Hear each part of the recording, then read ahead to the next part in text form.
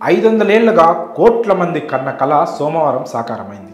అయోధ్యలో బాలరాముడి ప్రాణప్రతిష్ఠ నభూతో నభవిష్యతి అన్న రీతిలో సాగింది.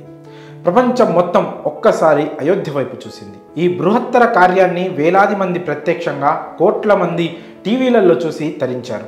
ప్రాణప్రతిష్ఠ రోజు కేవలం ఆహ్వానం ఉన్న వారికి మాత్రమే దర్శనం చేసుకునే భాగ్యం దక్కింది. మరి సాధారణ భక్తులకు ఎప్పటి నుంచి దర్శనం, ఎలా దర్శనం చేసుకోవాలి అనే ప్రశ్నలు అయితే ఉన్నాయి. మరి సాధారణ భక్తులు ఎలా దర్శనం చేసుకోవాలి, దర్శనం వేళలేంటి, పూర్తి వివరాలను ఇప్పుడు తెలుసుకుందాం. జనవరి 23 నుంచే అయోధ్యలో సాధారణ భక్తులకు దర్శనం చేసినందుకు వీలు కల్పిస్తున్నారు. అందుకు సంబంధించిన వివరాలు, అలాగే హారతి దర్శనం వేళలను కూడా అయోధ్య అధికారిక వెబ్సైట్లో అందుబాటులో ఉంచారు. శ్రీరామ జన్మభూమి తీర్థక్షేత్ర అధికారిక వెబ్సైట్లో ఉంచిన వివరాల ప్రకారం ఉదయం 6 గంటల 30 నిమిషాల జాగరణ హారతి ఉంటుంది. ఉదయం 7 గంటల నుంచి భక్తులకు దర్శనం చేసుకునేందుకు అనుమతి ఉంటుంది. ఉదయం 11:30 గంటలకు అయోధ్య రామాలయ దర్శనం కొనసాగుతుంది. ఆ తర్వాత మధ్యాహ్నం 2 నుంచి సాయంత్రం 7 గంటల వరకు దర్శనం చేసుకునేందుకు వీలుంటుంది. అలాగే 7:30 గంటలకు సంధ్యాహారతి ఉంటుంది. జాగరణ హారతి, సంధ్యాహారతిని దర్శించుకోవాలని కోరుకునే భక్తులు ఆన్లైన్లో బుక్ చేసుకోవాల్సి ఉంటుంది. జాగరణ హారతిని దర్శించుకోవాలి అనుకునే వాళ్ళు ముందు రోజు బుక్ చేసుకోవాల్సి ఉంటుంది.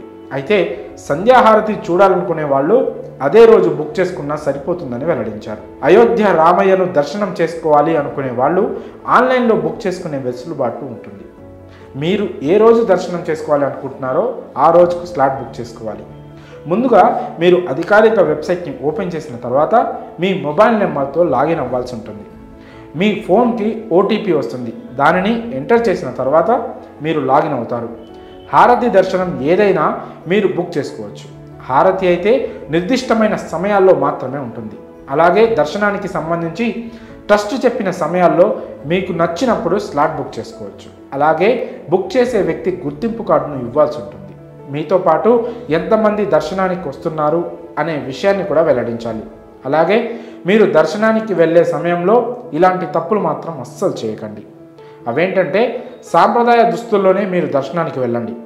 వెస్ట్రన్ స్టైల్ దుస్తులు, అభ్యంతరకరమైన రీతిలో ఉండే డ్రెస్సింగ్ స్టైల్లో వెళ్ళే వారికి అయోధ్య రామ మందిరంలో ప్రవేశాన్ని నిలిపివేస్తారు. అలాగే దర్శనానికి వెళ్ళే వాళ్ళు తప్పనిసరిగా వారితో పాటు గుర్తింపు కార్డును తీసుకెళ్లాల్సి ఉంటుంది. ధృవీకరణ పత్రం లేని వారికి దర్శనానికి అనుమతి ఇవ్వరు. కాబట్టి ఈ తప్పులు మాత్రం చేయకండి. ఇక అయోధ్యను చేరుకోవడానికి దేశంలోని అన్ని ప్రధాన నగరాల నుంచి రోడ్డు, రైలు, విమాన సర్వీసులు అందుబాటులో ఉన్నాయి. ఇప్పటికే పలు నగరాల నుంచి అయోధ్యకు ప్రత్యేక రైళ్లు కూడా నడుస్తున్నాయి. ఢిల్లీ, లక్నో, కోల్కతా, వారణాసి నుంచి అయోధ్యకు స్పెషల్ ట్రైన్స్ అందుబాటులో ఉన్నాయి. అంతేకాకుండా అయోధ్యలో మహర్షి వాల్మీకి విమానాశ్రయం కూడా ఇటీవలే అందుబాటులోకి వచ్చింది. అయోధ్యకు చేరుకున్న తర్వాత అక్కడి నుంచి రామాలయానికి చేరుకోవడానికి ప్రైవేట్ వాహనాలు సైతం అందుబాటులో ఉంటాయి.